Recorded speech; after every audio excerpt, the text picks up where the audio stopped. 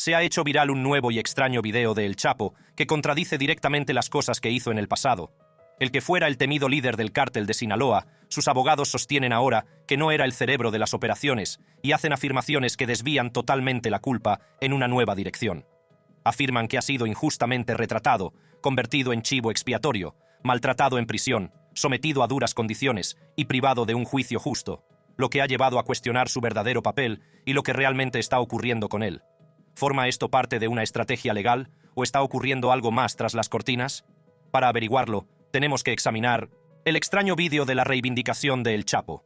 En el mundo del crimen organizado, pocas figuras han cautivado tanto la imaginación del público como Joaquín Guzmán Loera, más conocido como El Chapo. Con su juicio en marcha, el mundo ha sintonizado ansiosamente, tratando de desentrañar los misterios que rodean a uno de los capos de la droga más notorios de la historia. Desde el momento en que comenzó el juicio, la sala se convirtió en un teatro de intriga y drama. Los espectadores abarrotaban las galerías, los periodistas se disputaban el espacio y el aire crepitaba de expectación. Todos los ojos estaban puestos en Joaquín Guzmán Loera, el hombre acusado de liderar uno de los carteles de la droga más poderosos del mundo. La principal alegación de la defensa de El Chapo es sencilla. No es el cerebro criminal descrito por la acusación, sino más bien un peón en un juego mayor. Jeffrey Lichtman, abogado defensor de El Chapo, retrata a su cliente como un hombre sencillo de origen humilde, carente de la inteligencia y la astucia necesarias para dirigir un imperio mundial de la droga. En cambio, Lichtman señala a Ismael Zambada García, conocido como El Mayo, como el verdadero líder del cártel de Sinaloa. La narrativa de Lichtman busca socavar el caso de la Fiscalía, desplazando la culpa de El Chapo a El Mayo. Al retratar a El Chapo como un mero soldado de infantería, Lichtman pretende sembrar la duda en la mente de los miembros del jurado y arrojar una sombra de incertidumbre sobre el proceso. Un momento crucial del juicio es el testimonio de Jesús, el Rey Zambada, antiguo miembro del cártel de Sinaloa y hermano de El Mayo. Los relatos de primera mano de El Rey ofrecen una visión poco frecuente del funcionamiento interno de la organización criminal.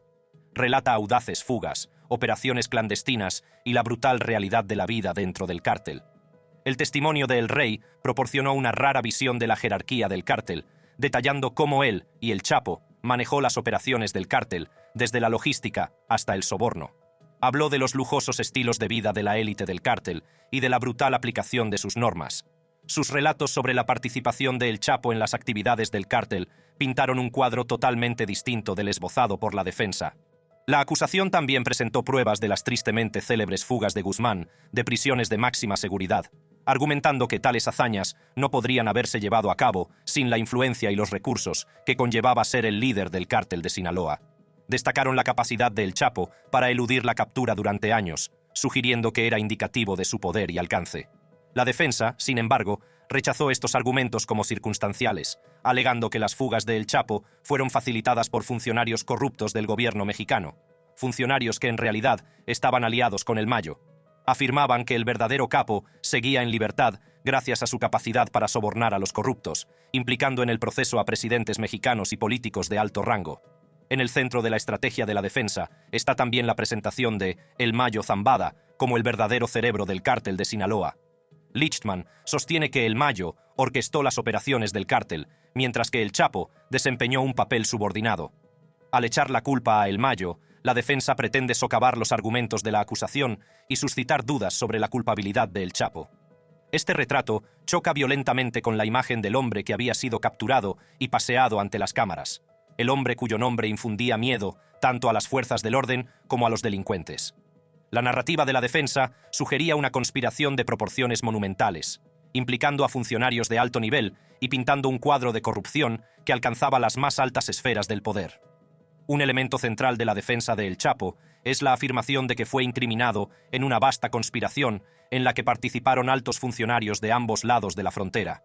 Lichtman alega que agentes antidroga estadounidenses, políticos mexicanos y funcionarios encargados de hacer cumplir la ley se confabularon para culpar a El Chapo y proteger de la justicia a los verdaderos autores intelectuales. Las alegaciones de corrupción de la defensa arrojan una oscura sombra sobre el proceso y plantean inquietantes cuestiones sobre la integridad del sistema de justicia penal. ¿Se violaron los derechos de El Chapo en la búsqueda de justicia? ¿O fue su defensa un mero intento desesperado de eludir la responsabilidad? La estrategia de defensa de Jeffrey Lichtman ha suscitado controversia desde el principio, suscitando críticas tanto de la Fiscalía como del juez que presidía el tribunal. Invocando una narrativa de conspiración y coacción, Lichtman trata de rebatir los argumentos de la acusación y poner en duda sus pruebas. Sin embargo, sus tácticas han sido recibidas con escepticismo, y algunos le acusan de vender teorías conspirativas infundadas para influir en el jurado. A pesar de la controversia que rodea la estrategia de defensa de Lichtman, este no se deja intimidar en su búsqueda de justicia para su cliente. A medida que se desarrolla el juicio de Joaquín Guzmán Loera, el mundo observa con la respiración contenida, ansioso por descubrir la verdad que se esconde tras una de las figuras más notorias del crimen moderno. Condición carcelaria de El Chapo. El Chapo se encuentra ahora confinado en la prisión más segura de Estados Unidos, la Instalación Administrativa Máxima, conocida como ADX Florence. Se trataba de un hombre que se había escabullido 2 veces de las garras de las autoridades mexicanas, con fugas que parecían un guión de Hollywood. En su primera fuga, en el año 2001, utilizó un carro de lavandería y guardias de prisiones cómplices. La segunda, en el año 25, consistió en un túnel de 1 kilómetro de longitud, equipado con una motocicleta sobre raíles, que conducía directamente desde la ducha de su celda hasta la promesa de libertad. Estas fugas no solo humillaron al gobierno mexicano, sino que también demostraron los vastos recursos e influencia de El Chapo. Era evidente que si Estados Unidos quería contener a este artista de las fugas, necesitaría unas instalaciones diseñadas para ser inexpugnables. Ahora, en ADX Florence, un lugar donde se aloja a los criminales más peligrosos de la nación y donde El Chapo pasaría 23 horas al día en una celda de 7 por 12 pies, con paredes de hormigón armado y una única ventana que solo ofrece un resquicio del cielo como recuerdo del mundo exterior. Las condiciones en ADX están meticulosamente calculadas para garantizar una seguridad absoluta y minimizar el contacto humano. Los reclusos son escoltados por varios guardias cada vez que salen de sus celdas y las interacciones con el mundo exterior están muy restringidas. Para El Chapo, un hombre acostumbrado a ejercer un inmenso poder, estas condiciones representan un extraordinario cambio de fortuna. Su comunicación con el mundo exterior está sujeta a estrictas limitaciones y todos sus movimientos están vigilados por una falange de medidas de seguridad. La justificación de un confinamiento tan extremo no se basa únicamente en sus fugas anteriores. El Chapo fue el artífice de un imperio del narcotráfico multimillonario, responsable de una parte significativa de las drogas que llegan a Estados Unidos. Bajo su mando, el cártel de Sinaloa estuvo implicado en una letanía de delitos, como asesinatos, blanqueo de dinero y corrupción de funcionarios públicos. Su alcance se extendía mucho más allá de los confines de su celda, y se temía que, incluso desde las profundidades de ADX, pudiera seguir ejerciendo influencia, orquestando actividades delictivas y planeando potencialmente otra fuga. Para evitarlo, el contacto de El Chapo con el mundo se canaliza a través de una válvula estrechamente controlada. Su correo está controlado, sus llamadas telefónicas vigiladas y las visitas son más un privilegio que un derecho. Este nivel de aislamiento no es exclusivo de El Chapo. Es la norma para todos los reclusos de ADX, un reflejo de la amenaza potencial que suponen para la sociedad y de la gravedad de sus delitos. En el último capítulo de la vida entre rejas de Joaquín El Chapo Guzmán, el otrora temido capo de la droga, se encuentra enredado en una batalla no por el territorio o el poder, sino por el simple deseo humano de contacto familiar. La fortaleza de la soledad, que es ADX Florencia, se ha convertido en el telón de fondo de una conmovedora súplica, una petición del sonido de las voces de sus seres queridos y de la presencia de su familia. El férreo control de la prisión de máxima seguridad, diseñada para cortar los lazos con el mundo exterior y quebrar los espíritus de los criminales más curtidos, se enfrenta al escrutinio mientras el Chapo extiende la mano con una súplica que toca la fibra sensible. En una carta hecha pública por la justicia, Guzmán implora al juez Brian Cogan que intervenga en lo que califica de discriminación sin precedentes contra él. Desde mayo del 23, lamentaba, el centro había cesado todas las llamadas con sus hijas, y él se había sumido en un silencio que se prolongó durante 7 largos meses. La desesperación en las palabras de El Chapo es palpable mientras solicita autorización para que su esposa, Emma Coronel Aispuro, pueda visitarlo y llevar a sus hijas gemelas, Emali Guadalupe y María Joaquina, a verlo. La súplica contrasta con la imagen del despiadado líder del cártel y muestra la imagen de un padre separado de su familia que busca una apariencia de normalidad en una vida que es cualquier cosa menos normal. La Oficina de Prisiones, BEOP, tiene las llaves del destino de El Chapo, y cualquier decisión relativa a sus condiciones de reclusión es de su competencia exclusiva. Las manos del juez están atadas. El tribunal no tiene poder para alterar las condiciones impuestas por la BEOP. Esta respuesta subraya las implicaciones más amplias de este aislamiento para los reclusos. El régimen de la prisión de máxima seguridad está diseñado para mantener la seguridad e impedir que los reclusos ejerzan influencia o coordinen actividades delictivas desde el interior de sus muros. Sin embargo, a menudo se pasa por alto el coste humano de este aislamiento. La privación de contacto con la familia puede tener profundos efectos psicológicos en los reclusos, exacerbando los sentimientos de soledad y desesperación y desafiando la noción misma de rehabilitación y redención. El abogado de El Chapo, Jeffrey Lichtman, se hace eco de este sentimiento, describiendo las condiciones de su cliente como las más onerosas que jamás haya visto para un recluso en una prisión estadounidense. En régimen de aislamiento, El Chapo no tiene ninguna relación con su esposa, y las ocasiones que tiene de ver a sus hijos o de hablar con ellos son muy escasas. Las palabras de Lichtman pintan el sombrío retrato de un hombre confinado no solo por muros, sino por un sistema impenetrable que permite poca misericordia. La verdadera razón por la que El Chapo fue enviado a la cárcel. El ascenso de Joaquín, El Chapo Guzmán, a la cima del mundo criminal, es un relato de crueldad, perspicacia estratégica y una asombrosa habilidad para eludir la ley. Nacido en una comunidad rural mexicana, los humildes comienzos de Guzmán contradecían el inmenso poder que un día llegaría a ostentar. Su ascenso comenzó en los años 80, cuando se unió al cártel de Guadalajara, haciéndose rápidamente un nombre como hombre capaz de mover montañas de contrabando con eficacia y discreción. Con el paso de las décadas, El Chapo aprovechó la fractura del cártel de Guadalajara para sentar las bases de lo que se convertiría en el cártel de Sinaloa. Bajo su liderazgo, el cártel evolucionó hasta convertirse en una sofisticada empresa criminal que empleaba métodos innovadores para transportar drogas, incluido el uso de túneles bajo la frontera entre México y Estados Unidos. La estructura del cártel de Sinaloa era un complejo entramado de alianzas y células que le permitía operar con una combinación de mando centralizado y ejecución descentralizada, lo que le hacía resistente a los intentos de las fuerzas de seguridad por desmantelarlo. El poder de El Chapo no residía únicamente en el volumen de estupefacientes que controlaba, sino también en la influencia que ejercía. Su alcance se extendía hasta los escalones más altos del poder, con acusaciones de corrupción que implicaban a funcionarios de las fuerzas de seguridad y del gobierno. Fue este intrincado tapiz de poder y protección lo que permitió a El Chapo no solo sobrevivir, sino prosperar, incluso cuando sus rivales se quedaban en el camino. ¿Cómo acabó entre rejas un hombre tan poderoso, tan intocable?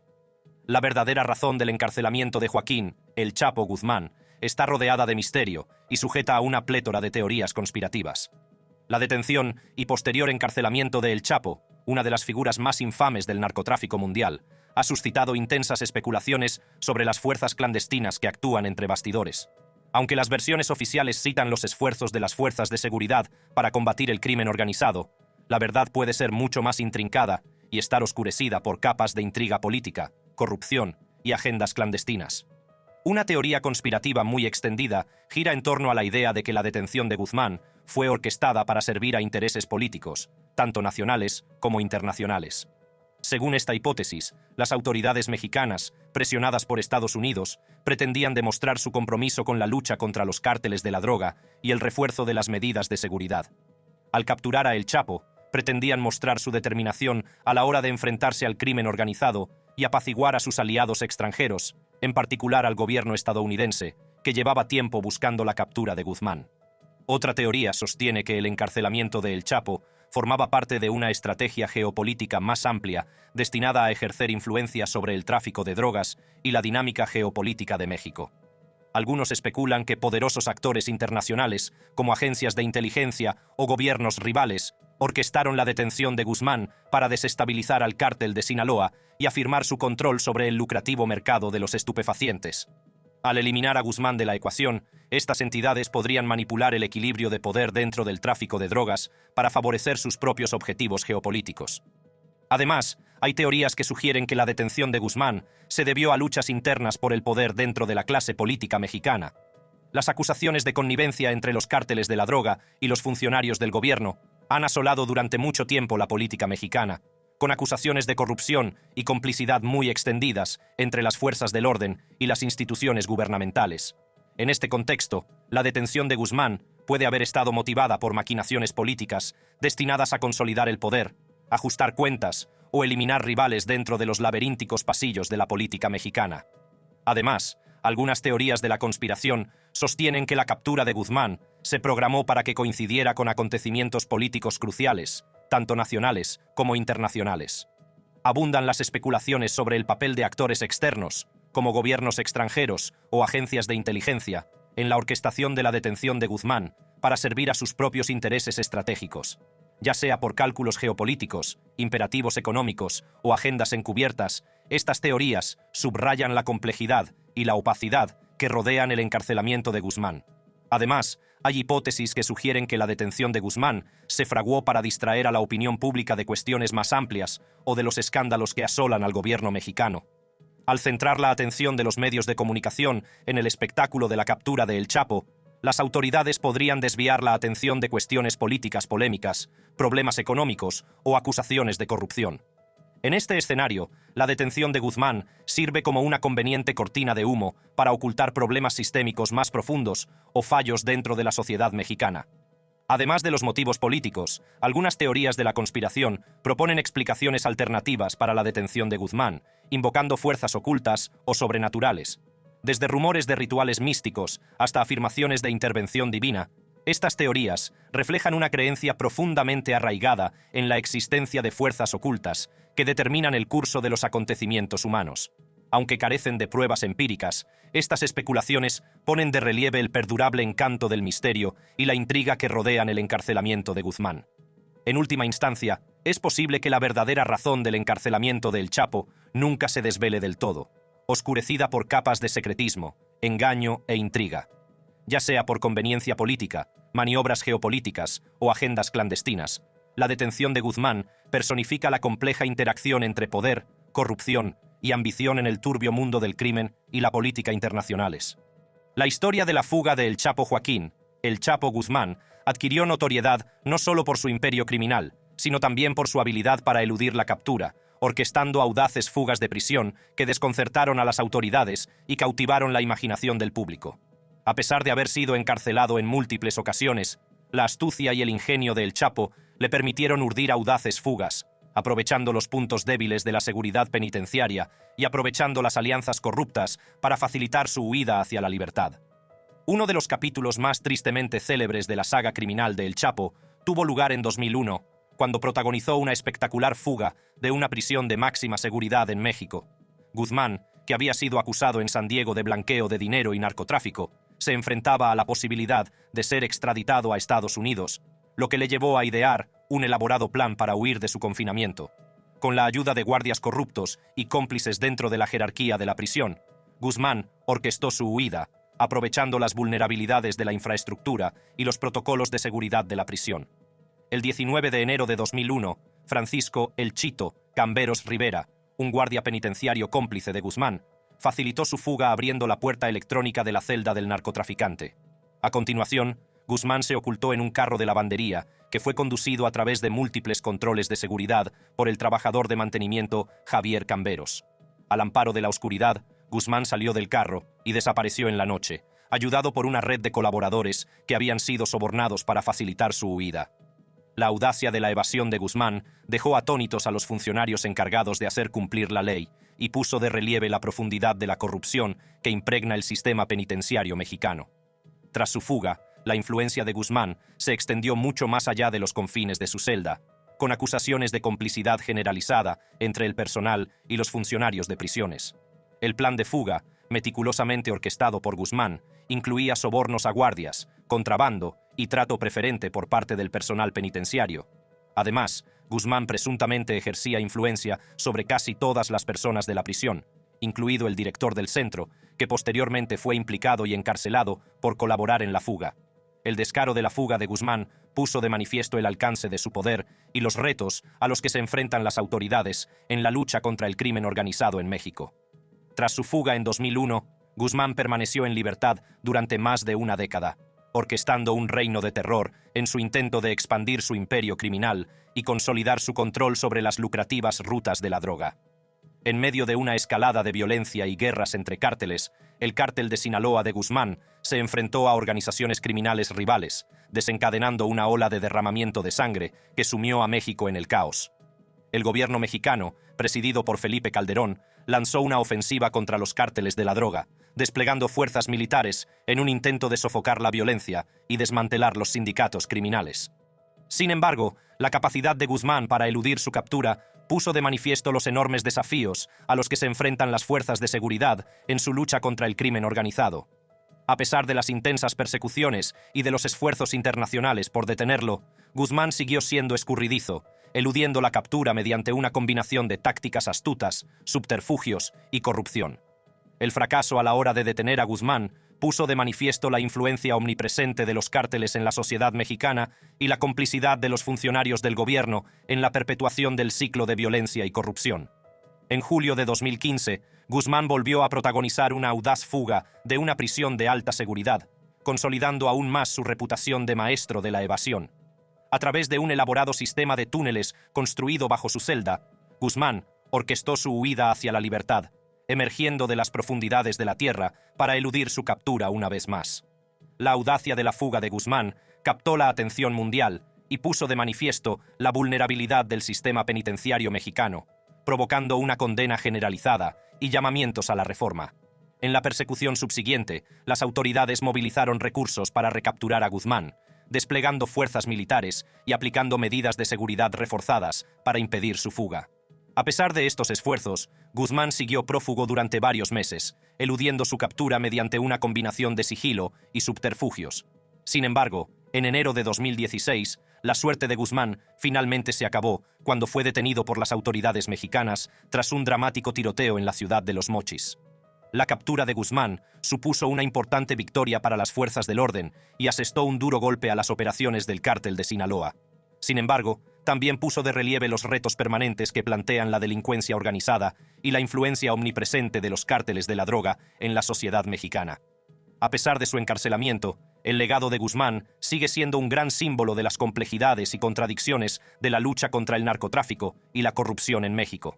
Las múltiples fugas de Joaquín, el Chapo, Guzmán ejemplifican la audacia y el ingenio de uno de los capos de la droga más famosos del mundo. Gracias a una combinación de astucia, corrupción y determinación, Guzmán logró eludir su captura durante años, aprovechando los puntos débiles del sistema penitenciario y sus contactos delictivos para organizar audaces fugas. Sin embargo, ahora ha sido encarcelado, y las posibilidades de que encuentre una forma de engañar a las autoridades y escapar parecen muy escasas. ¿Qué está ocurriendo tras su detención? Tras la detención de Joaquín, el Chapo, Guzmán Loera, el famoso líder del cártel de Sinaloa, sus hijos, conocidos colectivamente como los Chapitos, tomaron el relevo de su padre y continuaron con las operaciones y actividades delictivas del cártel. Los Chapitos, Iván Guzmán Salazar, Alfredo Guzmán Salazar, Joaquín Guzmán López y Ovidio Guzmán López, fueron acusados por su participación en el tráfico de drogas a gran escala, lavado de dinero y crímenes violentos. Tras la detención y extradición de El Chapo a Estados Unidos, los Chapitos asumieron supuestamente el liderazgo del cártel de Sinaloa, junto con otras figuras clave como Ismael Zambada García, alias El Mayo, y Dámaso López Núñez, alias Licenciado. Heredaron el control de la vasta red de narcotráfico que se extendía por todo México y hasta Estados Unidos. A pesar de los esfuerzos de las fuerzas de seguridad por desmantelar el cártel, los Chapitos permanecieron impertérritos, manteniendo las operaciones de la organización y expandiendo su empresa criminal. La acusación contra los Chapitos ofrece una visión exhaustiva del alcance de su implicación en actividades ilícitas que abarca más de 15 años. Describe las diversas facetas de las operaciones del cártel de Sinaloa, incluidas las redes de transporte y distribución de drogas, los planes de blanqueo de dinero y el uso de la violencia para mantener el control y el poder. Los Chapitos y sus socios presuntamente se dedicaban al tráfico de múltiples drogas ilícitas, como cocaína, marihuana, heroína y metanfetamina, orquestando el movimiento de estupefacientes desde Sudamérica y Centroamérica a México y luego a Estados Unidos. Uno de los incidentes notables mencionados en la acusación es la Batalla de Culiacán, del 17 de octubre de 2019.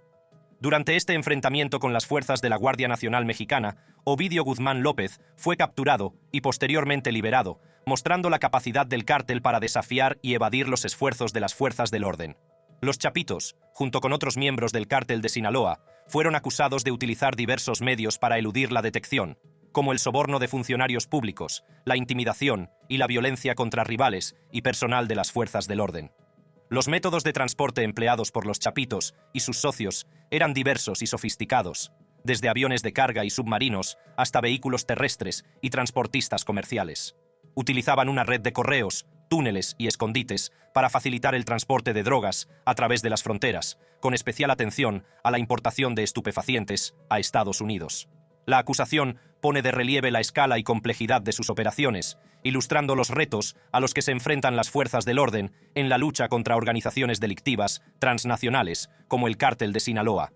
Los cargos contra los Chapitos incluyen conspiración para distribuir sustancias controladas, empresa criminal continuada, conspiración para importar sustancias controladas, conspiración para cometer blanqueo de capitales y posesión de armas de fuego durante delitos de narcotráfico. Estos cargos conllevan importantes penas, incluidas condenas mínimas obligatorias de hasta cadena perpetua y multas multimillonarias. El auto de procesamiento subraya la gravedad de sus presuntos delitos y la determinación de las fuerzas del orden de hacerles responder de sus actos. A pesar de sus esfuerzos por eludir la captura, uno de los Chapitos, Ovidio Guzmán López, fue detenido por las autoridades mexicanas el 5 de enero de 2023 en Culiacán, Sinaloa, México. Permanece detenido a la espera del procedimiento de extradición a Estados Unidos. Sin embargo, otros 3 hermanos siguen en libertad, lo que supone un reto constante para las fuerzas del orden encargadas de detenerlos y desmantelar las operaciones del cártel. Además de las detenciones de los Chapitos, la acusación también destaca el caso de Emma Coronel Aispuro, esposa de El Chapo, acusada de conspiración para distribuir cocaína, metanfetamina, heroína y marihuana en Estados Unidos. La detención y posterior procesamiento de Coronel arrojaron luz sobre el alcance de su participación en las actividades delictivas de su marido, incluida la actuación como mensajera y facilitadora de la comunicación entre El Chapo y sus socios. La salida de prisión de Coronel en 2023 marcó el final de su calvario legal, pero también planteó interrogantes sobre su futura implicación en el tráfico de drogas y su relación con El Chapo. A pesar de su petición de clemencia y de su imagen de esposa y madre devota durante el juicio de su marido, las acciones y asociaciones de Coronel han suscitado el escrutinio de las fuerzas del orden y de la opinión pública. Su puesta en libertad subraya las dificultades a las que se enfrentan las autoridades a la hora de exigir responsabilidades a las personas por su participación en la delincuencia organizada, especialmente a las vinculadas a poderosas organizaciones de narcotraficantes. En cuanto al propio El Chapo, su patrimonio neto se ha reducido considerablemente desde su detención, lo que refleja el impacto de los procedimientos judiciales y las confiscaciones de activos en su imperio financiero. Su patrimonio, valorado en miles de millones de dólares, es ahora una fracción de su valor anterior, lo que pone de manifiesto las consecuencias de sus actividades delictivas y los esfuerzos por desmantelar su cártel. A pesar de su encarcelamiento, la influencia y el legado de El Chapo siguen resonando en el mundo de la delincuencia organizada y sirven de ejemplo de la ascensión y caída de un famoso capo de la droga. Esto fue todo por nuestra parte. Gracias por seguir con nosotros. Si disfrutas de nuestro contenido, nuestros vídeos más recientes están a un solo clic.